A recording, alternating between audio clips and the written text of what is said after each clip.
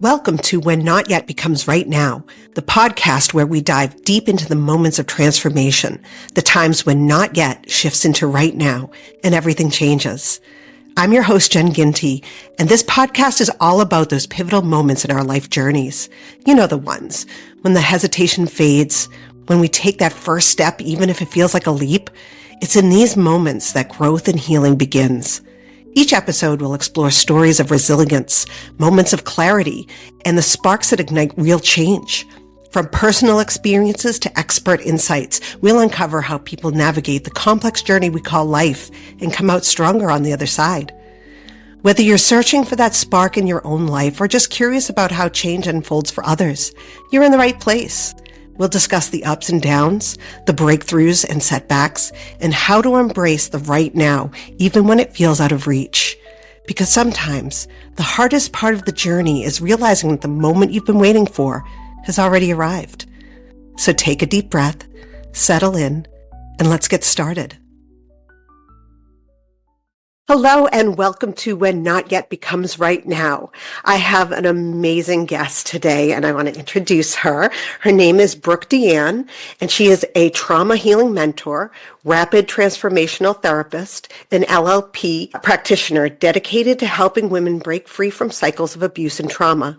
Having personally overcome indoctrination, abuse, and toxic relationships, she brings deep insight and unwavering commitment to her work.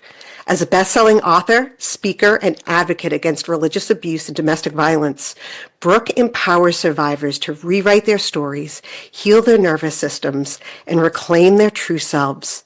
Through her holistic approach, she accelerates healing, guiding women toward authentic, fulfilling lives. Welcome, Brooke. Thank you. I'm excited to have this conversation with you and get into it. Yes, me too. So, let's get into it. What is your origin story? Yeah, I love how you call that the origin story. Yeah, I'm kind of a comic book geek. Yeah, oh yeah, that kind of makes that makes a lot of sense. So it really began obviously having a difficult childhood, kind of like all of our stories do. I was raised within a cult, and this cult really had a very indoctrinated dogma kind of approach where it was like you had to act and be a certain way and you had to do things just so to kind of get redemption. And it was very fear-based.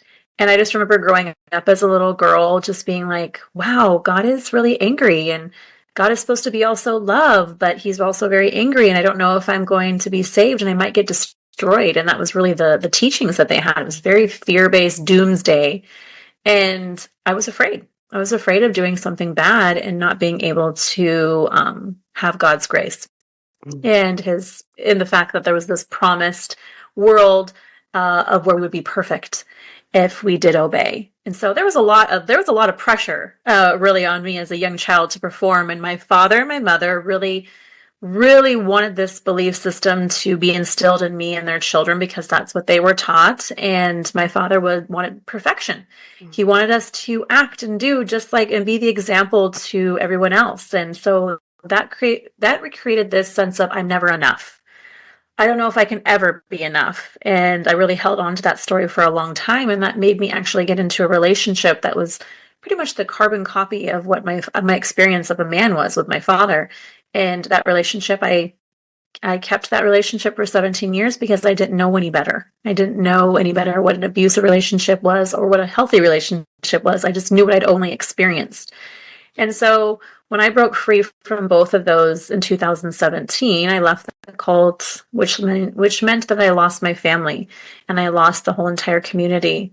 I was, very sad. It rocked my world because I left the marriage at the same time, realizing that this was toxic. I needed to leave. And that was the beginning of my healing journey. So that's a short session of really my story. It was very tumultuous. It was a lot of pain. There was a lot of sadness. There was a lot of, having to face parts of myself in this healing journey that have been really difficult. And it really led me to what I do now. Yeah. Our backgrounds really do form us and what we truly want to be and give to this world. So I definitely understand it. With my family, it was the better to look good than to feel good. So I feel like that's like similar in your sense to always be the perfect family in front of everyone's eyes, right? Yes. Yeah, exactly. Look good rather than feel good. Yep. It was suppress yourself, keep going.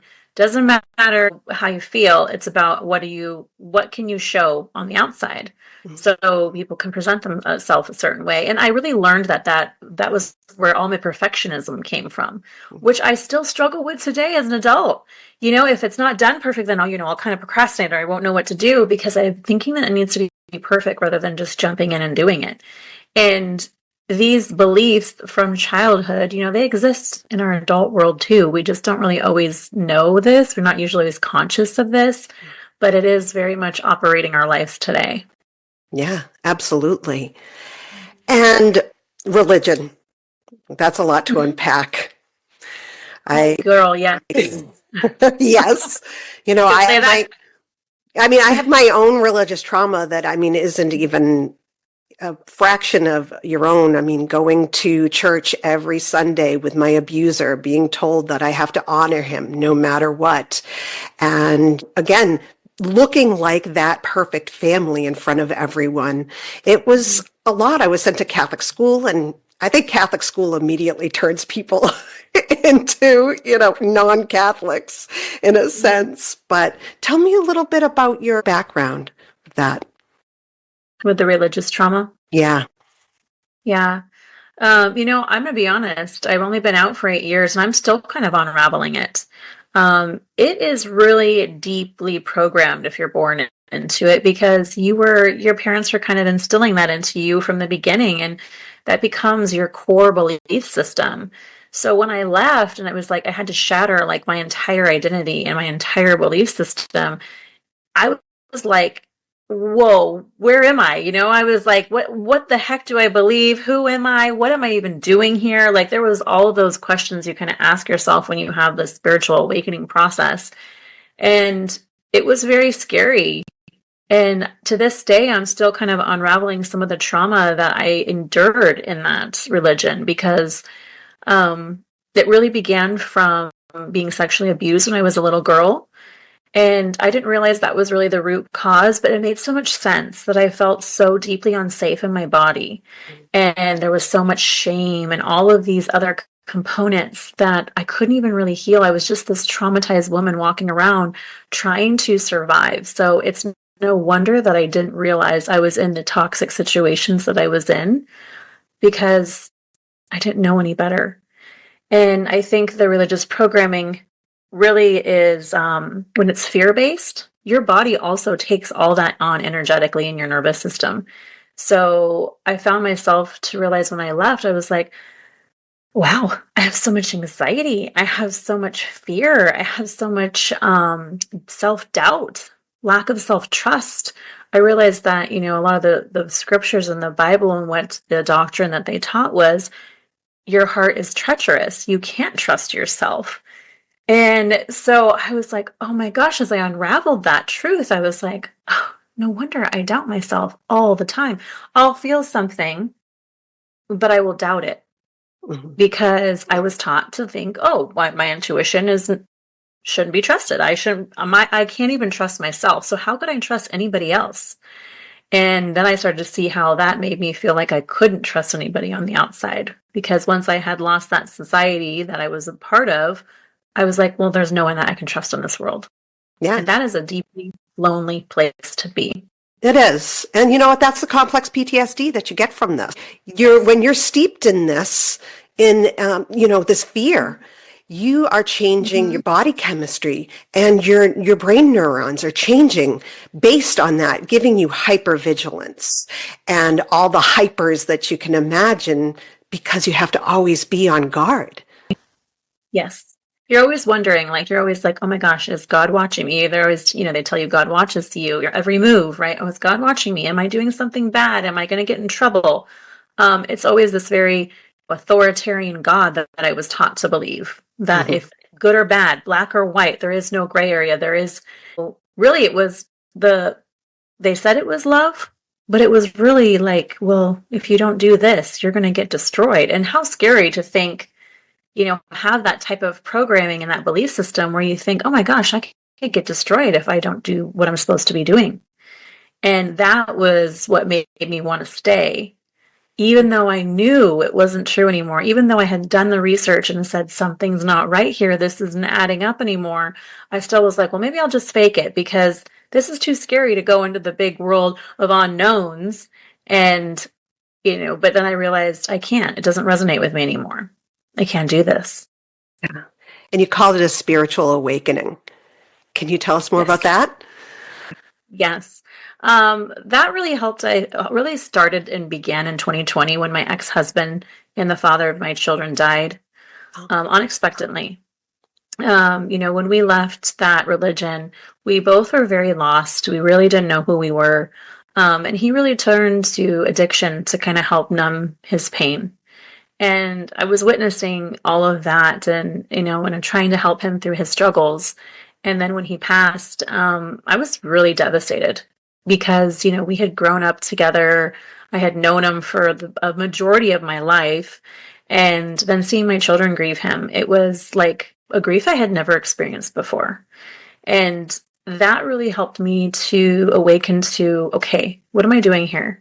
What happens next? What is this reality? What is the purpose here? What is the purpose of all this pain, all this suffering, all of this, everything that I have experienced thus far?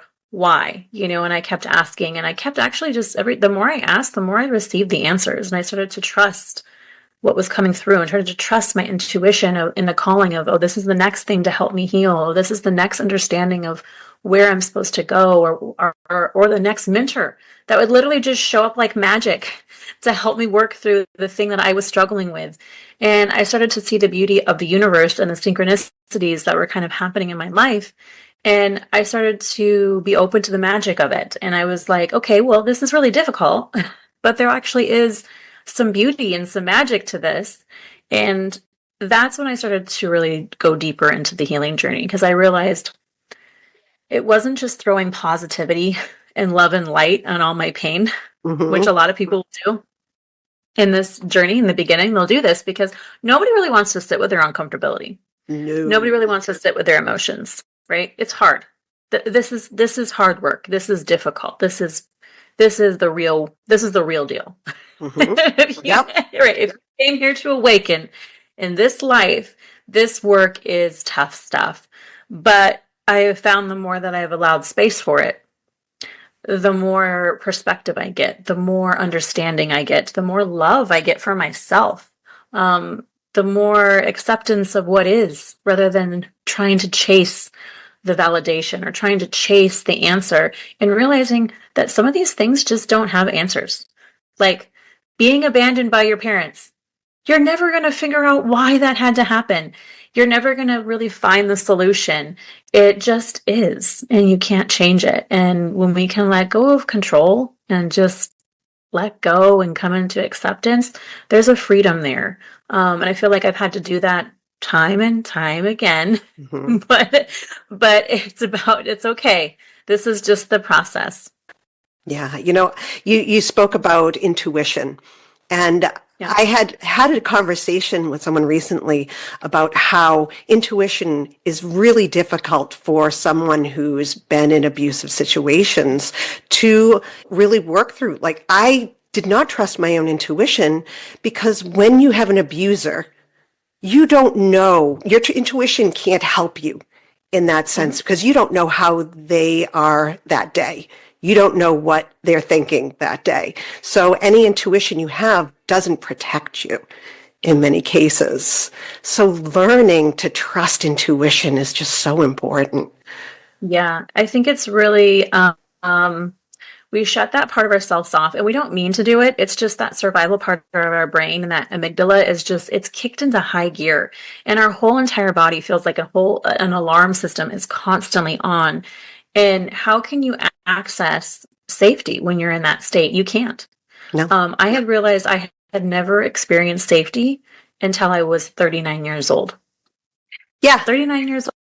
Yeah. I had, and when I finally realized what safety even felt like, I remember tears just pouring down my face, because I was like, oh my gosh, I have been in a constant state of hyper arousal my whole entire life. Yes. It's like I've been fighting for my life when really there was no enemy. I just thought there was an enemy because I had experienced that for so long. And it came from the religious programming.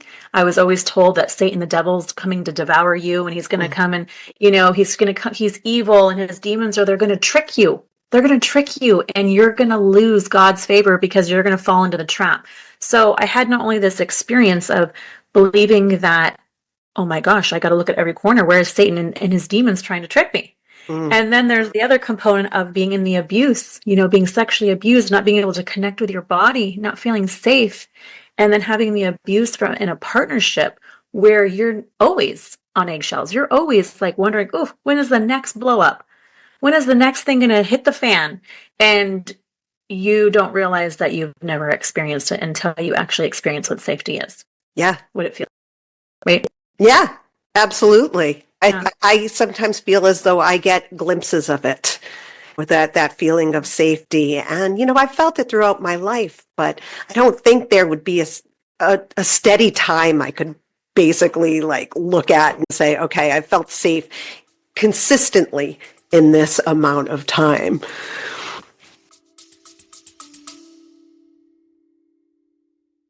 Little one learning to navigate their big emotions? Meet My Moody Monster, the pull-apart buddy to help kids understand and manage their feelings. With its fun, interactive design, Moody turns tough feelings into teachable moments, giving your child a playful way to express themselves. Whether it's after a rough day or when those big frustrations hit, Moody is there to lend a hand. Perfect for calming down or even just a cuddle, My Moody Monster helps your child communicate their emotions while learning healthy coping skills. Go to mymoodymonster.com to learn about Moody today. Yeah, I would agree with that. I began to have to realize I had to make intentional time for myself to feel safe, to feel connection to my body, to recognize where my nervous system state was, to see where just having that awareness alone was huge for me. And it required me to slow down. It required me to start to like quiet my mind, like finding slow things to connect to my body. I started doing qigong and yoga and meditation. Transcendental meditation was like one of my biggest lifesavers. I never would have thought. I used to be the person that said, I can't meditate. There's no way. Like my brain is going 1,000 miles per hour. I can never do this. And then I realized I just had to practice it. I had to practice it more and more and more. And I still have to continue to do that because it's not something you ever stop doing. Your practice, it has to remain for the rest of your life because we're kind of always on this healing journey. Yeah, a lot of people will ask me, where are you at on your healing journey? And I say, I'm in the middle of it. And in 10 years, I'll probably be in the middle of it. It's, an exploration. Mm-hmm. Yes, exactly. I feel like it's like you're uncovering each layer by layer. And some of the layers are not as heavy as the other layers, I feel. And some of them are a little bit more easier for you to recognize and be like, oh my gosh, I finally get it now. And doesn't have to be so difficult. And I can kind of move on to the next thing. And you can kind of laugh at yourself a little bit. Because I think the journey is also laughing and finding the fun in it. Because if we're always in the energy of this is so hard, this is so difficult, and we carry that story, well, it's going to always feel like it's so hard and it's so difficult. So that's also a practice I tried to do as well is, okay, well, what's the story I'm telling myself? Like, how can I switch my perspective a little bit so that it doesn't have to feel so yucky all the time or feel so heavy all the time? And it's really in the energy of what we say to ourselves, and we think thoughts, the same thoughts every day. And so if we start to become aware of those, we'll start to see that we tell ourselves the same things over and over and over again. And it's good to know what those are. Yeah. Yeah. Yeah. So when did you decide that you wanted to start working with women who have been in your situation in the past or are currently going through it? Yeah. Well, it was really when I was in traditional talk therapy and I was still in the beauty industry at the time and I was getting really stuck. Like she was giving me some really good tools to try, but she kept telling me to be present.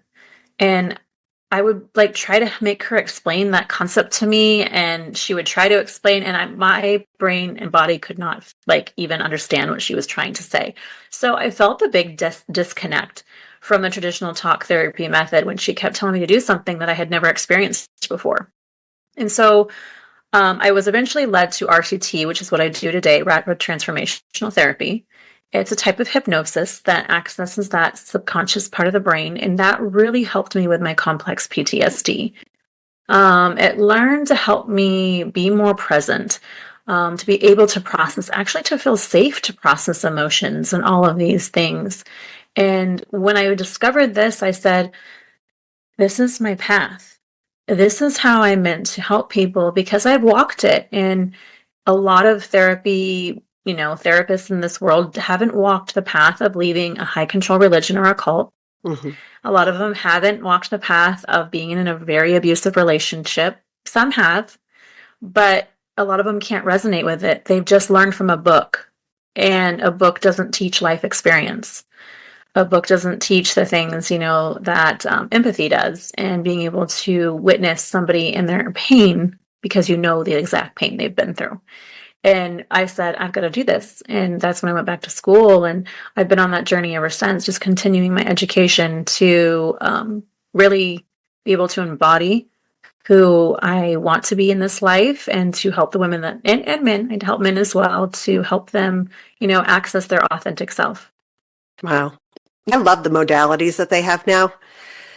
Yes, Back when I was younger and in therapy, I wasn't introduced to all these different great modalities. And it was when I had my right now moment and knew I had to put together a team that I was looking for an individual therapist, and a social worker I knew introduced me to my current therapist, and she's much younger than I am. And well, I mean, she's much younger. And at first I was like, what is this young girl going to be able to help me with? yeah, But I met her and I realized that younger therapists have learned these new modalities that have helped with complex PTSD and with anxiety and stress.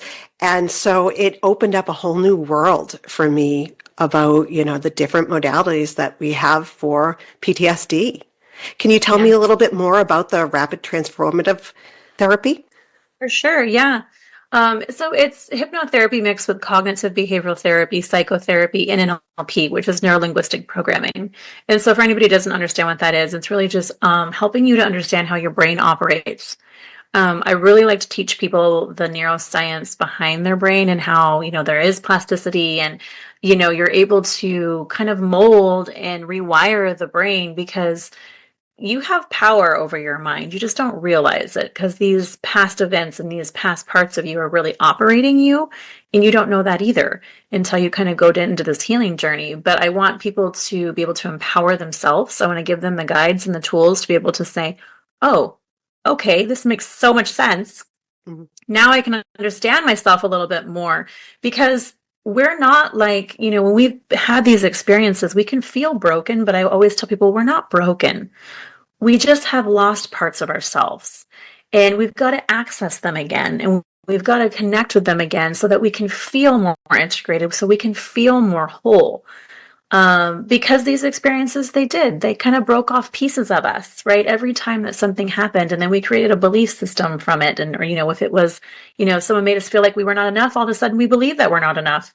And then we're starting to look for the validation or the confirmation that we're not enough. And because that's what our brain does.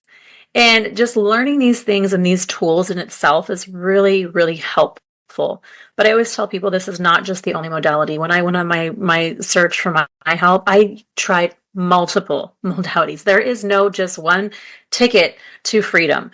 There is, think of this as you need to access all parts of self, and you cannot only do it from the brain. You have to also do it from the limbic system and that nervous system and really be able to access this mind-body connection. It's a holistic approach, mind, body, spirit. You have to be able to heal all parts of you. And I feel like the nervous system really takes a beating when we've been in toxic environments. And we don't realize that our nervous system, it doesn't know what's really going on, because it's also experienced this thing so many times, it's been rewired for protection. Mhm. Instead of like ability to be safe and adaptability and flexibility, all of a sudden we're very rigid and we're very like tense and we're very anxious and we're very stressed and we're very overwhelmed. Well, it's because all of these experiences have made us feel this way. And now our nervous system says, I guess we're supposed to operate from this way. So now that's the way we're going to operate. And that's not what we want. We want to Yeah. change it. We want to make our nervous system realize, well, whoa, wait a second. We're not still in that abusive relationship. We're not still in that abusive religion. Like we're safe and we have more choice and more freedom, and kind of allowing yourself to be able to access that. I've heard, for me, it was somatics, a lot of somatic work. There's a lot of somatic practitioners out there. I incorporate that into my own work with clients, but it's a really great way to begin to feel safe again. Mhm.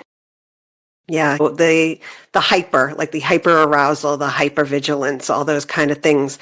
For people who are survivors, we're operating on a totally different stress level than the average person. And Yes. learning how to bring that down to you can't really call it norm, but to a lower level of stress, and being able to operate every day without this hyper constantly around you. Yeah, exactly. And it takes practice. Like I always tell everybody, it's not gonna be perfect. You're not gonna do it perfect the first day, the first week, the second week.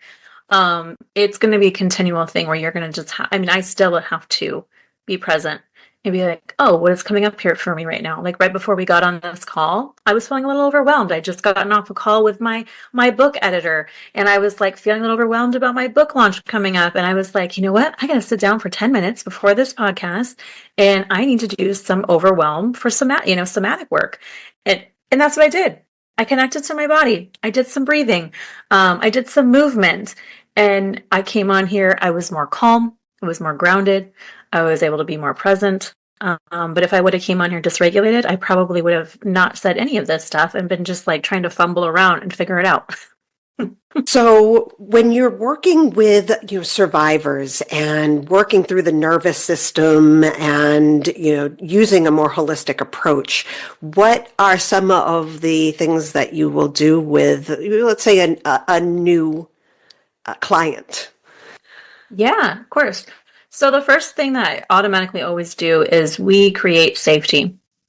So they will listen to a recording that talks about how safe they are now, how it's safe to feel emotions, how it's safe to express themselves, how it's safe to be seen and heard. And this really helps kind of prep the subconscious mind to be able to go into these hypnosis sessions and really access these memories and process them, and be able to kind of really allow the memories to go. And so the mind actually knows they're in the past rather than they're happening right now, because the subconscious believes everything is happening right now. So until we kind of process these things that have kind of been adding up over the years, they're just going to kind of be stacked up there. And there's going to be this filing system, and it's going to be overloaded, and it's not going to be able to, and it's going to just feel like it's so overwhelming to even access this stuff. This is about getting rid of some of the baggage you've been carrying and being able to process that. So we first establish that. And then we're able to kind of go into the life events that are keeping people stuck, that they're struggling with, and then being able to integrate the findings, the learnings, the understandings that they kind of discover about what beliefs they are carrying, and which are usually these negative core beliefs, right? I'm not wanted, I'm not lovable, I'm not enough. There's so many, I'm not worthy, I'm not deserving, I always do everything wrong, it's my fault. All of these really main core beliefs that each and every one of us carry. We all have a few. And to be able to start that process of rewiring the mind for what they want to create, who they want to be, because we ultimately create our reality by our belief system and what we want to believe. And this is about instilling and imprinting on the subconscious how we actually want to feel. Because this is what gives us the power to take over, the true power over our lives, and not let these stories still run the show. Yeah, that makes sense. It's empowering. Yeah. Yes, it's very empowering. And that's really ultimately what I want to do, because a lot of us that have had trauma, we felt very powerless. We Yes. felt like we felt like we never had a choice, and we just wanted to feel like we could make our own choices when we were younger. And in this, in these sessions, we can access the inner child that's a part of our psyche. And the inner child has stories, and sometimes she has secrets to tell you too. That things, memories that have been blocked, that have been repressed, that you didn't even know existed. Mm. And these may be the root cause of your entire struggle.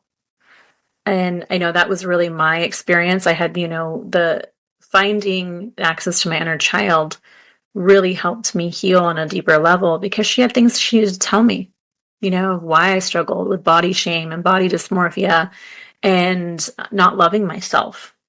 And I think that's really the ultimate journey here is how much can you love yourself? There's an infinite amount of love for you in this lifetime. And it's all about the journey of learning how to love you, all of you. Yeah. Yeah. It's amazing the way that our brains protect ourselves. Mm-hmm. And that it's hard to access those things that our subconscious want to just push away. And our subconscious, the parts of us that are trying to keep us safe sometimes don't want to share those, right? Yes, exactly. Well, because it doesn't think that you can handle it. It might not feel like you're ready until you really incorporate safety into your life, until you heal more of the nervous system so that you can access more of your truth. Things that, need to be processed, to be understood, to be healed. And that was really my own experience. My brain did protect me. And I think, it did a beautiful service to me because I wouldn't have been able to handle the truth. Mm-hmm. I wouldn't have. Yeah. Until much later. And I didn't know until I was, on my healing journey. And it felt like another shattering of sorts of my identity, of pain and suffering. But it was also just another part of my awakening process. And, there's a gift in this hero's journey. If anybody's familiar with, Joseph Campbell and the hero with 1,000 faces, it's this healing journey is that. It is the hero's journey of recognizing, things are going to surface. You're going to have wounds. You're going to have triggers. And instead of suppressing and numbing or distracting, you're supposed to discover what the heck they're here for and why they're bothering you and what they've come to show you, because our emotions are our guides. They are our greatest teachers. And when we can learn that concept and we can trust it, that's when we can really become more of a rebirthing process and a transformation process to bring in what we actually want to do and not let the subconscious kind of rule. We'll have more access to that consciousness so that we can kind of connect our two worlds of, okay, well, how do we want our life to look? What do we want to believe about ourselves? And that's how we get to access what we're wanting to create. That's beautiful. Yeah. Wow. You. So you've written a few books? Yes, I have one children's book. It's called The Grief Monster. That's already out. That's on Amazon right now. That was really inspired by my children's loss of their father, like I spoke about earlier. It's the cutest little grief monster. You'll want one of him. He's just adorable. But it's about a little boy that loses his dad, and he doesn't know what to do with this grief. And this grief monster comes around to really help him see that he has to actually process his grief, and it's safe to process his grief and to be with his feelings and ask for support and ask for help. And I found that in the children's world, there was not a lot of books to help kids really process their grief. A lot of them have stories or fables to it, but it's not really talking about the real thing, the real pain, the real source of the complication. And so I found that this needed to be spoken about and put it into this book. So that's my first creation. And my next creation is going to be out here on March 25th, 2025. And it's going to be launched. I'm very excited. We are going to be doing a digital launch first, and then we'll be doing a paperback. But the digital launch day is going to be $2.99. So if anybody wants to support, that's Shattered, Broken, and Beautiful. And it's called Losing My Religion to Find My True Faith. Oh, so great title. It's about my, thank you. Yeah, it's about my experience of really shattering my identity and having to shatter who I was to become more of who I was really meant to be. Yeah. Yeah. That's great. I can't wait to read it. That's going to be amazing. And the grief monster, it's so in line with I created a monster doll, a pull apart monster doll. Yeah, to help kids with their big feelings, their frustrations, their emotions. And I do a Moody story time. It's named My Moody Monster. And so the short name Moody.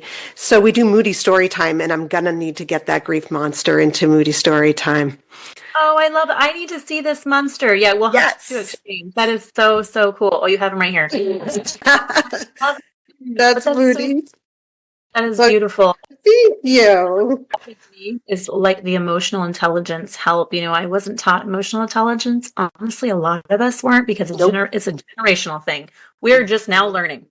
We are just now learning that we need to teach our kids emotional intelligence, and we had to learn it as an adult. Right. Right?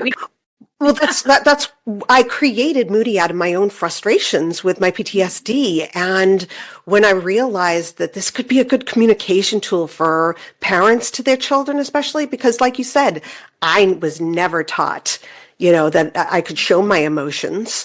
I was told not to be an angry girl, or don't make Nana uncomfortable with your sadness, those type of things. So when there's this tool that parents can also incorporate into teaching their kids some coping skills that we all need, they're going to build their own coping skills toolbox, right?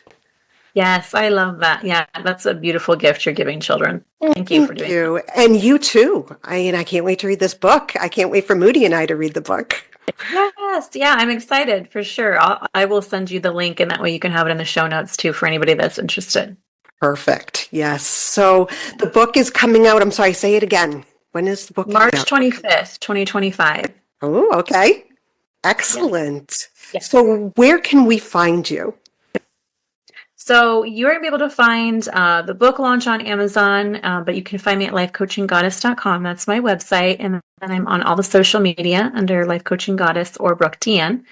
And you can be able to find me there and come follow me, come into my world. And, if it resonates with you, don't hesitate to reach out and ask your questions. Wonderful. Oh, Brooke, thank you so much for coming on the show. This conversation was like magical. Oh, thank you. Agreed. I appreciate you hosting this and allowing me to have the space. Yes, thank you. Brooke's story is incredible. She overcame abuses in her life and is now helping others to walk through their own healing journey. I can't wait to get the grief monster for Moody Storytime, so look out for that on the My Moody Monster YouTube page. And I'm also so excited for Brooke's new book. I will have all the info in the show notes, so don't forget to check them out. Thank you for joining us for this episode of the podcast. This show is produced by Phoenix Freed LLC, and I'm your producer, Jen Ginty. We hope you found today's conversation insightful and inspiring. If you have a story of your own about when a not yet moment became a right now, we encourage you to reach out and share it. You can find more information about being a guest on our show at whennotyetbecomesrightnow.com. Remember, you are not alone on your journey.